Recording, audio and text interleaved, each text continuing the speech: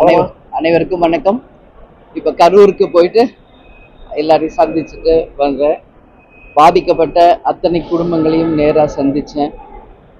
அதே மாதிரி மார்ச்சுரிக்கு போய் அந்த அஞ்சலி செலுத்திட்டு அவங்க குடும்பத்துக்கு ஆறுதல் சொல்லிட்டு அட்மிட் ஆகிருக்கிற எல்லாரையும் பார்த்துட்டு தான் வரேன். அங்கே இருக்கிற பேஷண்ட்ஸ் அட்மிட் ஆனவங்க என்ன சொல்கிறாங்கன்றது தான் மெயின் நமக்கு. ஏன்னா ஒவ்வொருத்தர் ஊடகத்தில் ஒன்று ஒன்று சொல்லலாம். பட் ஆக்சுவலாக அவங்க பாதிக்கப்பட்டவங்க என்ன சொன்னாங்கன்னா, ரொம்ப காலதாமதமாக வந்தது ஒரு விஷயம், ரொம்ப குறுகலான இடத்துல வந்து பெர்மிஷன் கொடுத்தது ஒரு விஷயம். அது மட்டும் இல்லாமல் அவங்களுக்கு ஒரு நல்ல ஒரு தண்ணி சாப்பாடு இந்த மாதிரி இல்லை. அந்த வண்டி பக்கத்தில் வர வர ஸ்டாம்பேட் ஆயிடுச்சு. கூட்டம் நெரிச்சல் அதிகமானதுனால எல்லாம் கீழே விழுந்து எல்லாம் பாதி பேர் மேலே ஏறி நடந்ததுல தான் நிறைய பேர் இறந்துருக்காங்க. அதில் சின்ன குழந்தைங்க, இளைஞர்கள், பெண்கள் எல்லாமே அந்த வகையில் எல்லாரும் பாதிக்கப்பட்டிருக்காங்க. இது ஒரு மிகப்பெரிய ஒரு துயரமான ஒரு சம்பவம்.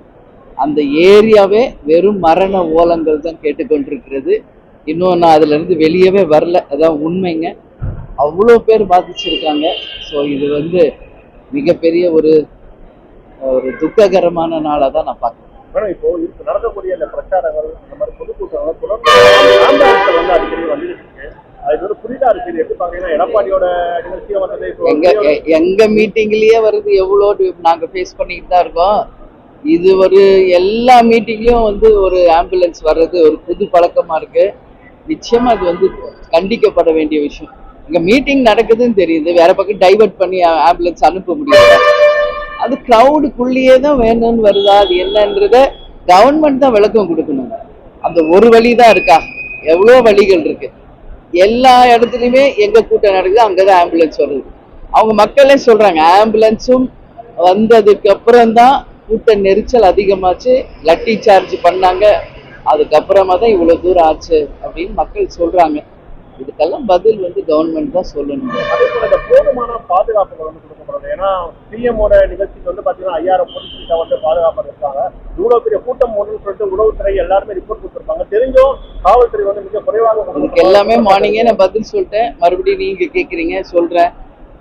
எப்பவுமே ஆளுங்கட்சிக்கு மட்டும்தான் இங்க காவல்துறை சப்போர்ட்டா இருப்பாங்க, மற்ற யாருக்கும் சப்போர்ட்டிவா இருக்க மாட்டாங்க. இன்னைக்கே நான் கண்கூடா பார்த்தேன்.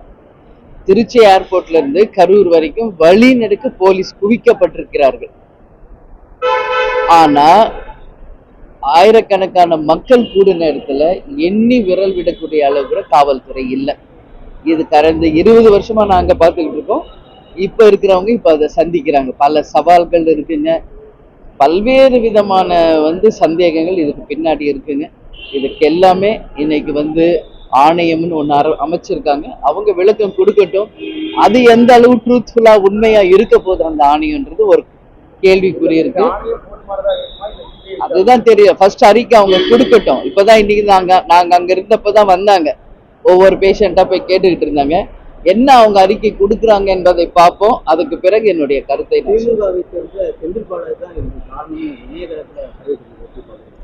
அவர் தான் நாங்க அமைச்சரு, அதனால எல்லாருக்கும் அந்த ஒரு இது இருக்கு. அடுத்த 10வது நிமிஷம் ஹாஸ்பிட்டல்ல போறாரு அவரு.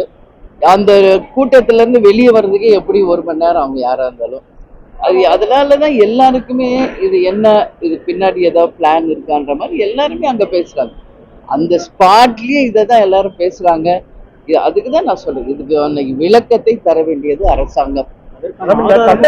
வந்து பாத்தீங்கன்னா அதிகமான உயிரிழப்பு நடந்திருக்கு. அதே மாதிரி இந்த லாக்அவுட் டெத், இந்த மாதிரி விஷயங்களை வந்து அமைச்சர்களோ, அதாவது துணை முதல்வர் வந்து தன்னோட பயணத்தை கேன்சல் பண்றது, முதல்வர் யாரும் போய் சந்திக்காத நேரத்துல இந்த விஷயத்துல இவர் மும்மரு காட்டுறதுக்கு இருக்காதுன்னு.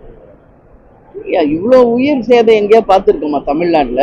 இன்னைக்கு எல்லா அரசியல் கட்சியும் தான் இன்னைக்கு வந்து மாநாடுகள் நடத்துறோம், பொதுக்கூட்டம் நடக்கிறோம், எல்லாமே பண்றோம். ஆனா 41 உயிர் இன்னைக்கு ஒரு அரசியல் கட்சி மீட்டிங்ல இவ்வளவு பெரிய உயிர் சேதம் இதான் ஃபர்ஸ்ட் டைம் தமிழ்நாடுல நடக்குது.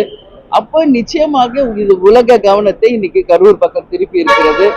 இது வந்து உண்மையிலே ஒரு அபாயகரமான ஒரு நிகழ்வா நான் பாக்குறேன்.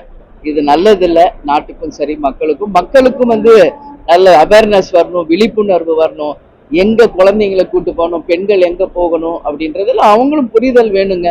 அது மட்டும் இல்ல, இன்னைக்கு நான் விஜய் கிட்ட கூட சொல்லியிருக்கேன், விஜய்க்கே அட்வைஸ் பண்ணியிருக்கேன். உங்களுக்கு பாதுகாப்பு மேல 4 பவுன்சர்ஸ் நிக்கிறாங்க. உங்களை தேடி வர அந்த தொண்டர்களுக்கு நீங்க என்ன பாதுகாப்பு ஏற்படுத்துனீங்க? வெறும் கவர்மெண்ட்டையும் காவல்துறையும் நம்பி போனா அது எப்படி இருக்கும்? இப்ப எங்களுக்கெல்லாம் 2005 கட்சி ஆரம்பிச்சதுல இருந்து எங்களுடைய தொண்டர் படை எங்களுக்கு அவங்க தான் சப்போர்ட். எப்பயுமே காவல்துறை ஆளுங்கட்சிக்கு மட்டும்தான் செய்வாங்க. இது தெரிஞ்ச விஷயம். இன்னும் விஜய் நிறைய கத்துக்கணும். அவர் கடக்க வேண்டிய பாதை நிறைய இருக்கு. அதனால செய்திகளை உடனுக்குடன் தெரிந்து கொள்ள கீழ்கண்ட கேபிள் மற்றும் டிடிஎச் நெட்வொர்க்குகளில் எம்நாடு செய்தி தொலைக்காட்சியை காணுங்கள். பாதகம் செய்பவரை கண்டால் நாம் பயம் கொள்ளலாகாது பாப்பா. மோதி மிதித்து விடு பாப்பா, அவர் முகத்தில் உமிழ்ந்து விடு பாப்பா. அண்மை செய்திகளை உடனுக்குடன் தெரிந்து கொள்ள இணைந்திருங்கள் எம்நாடு தொலைக்காட்சியுடன்.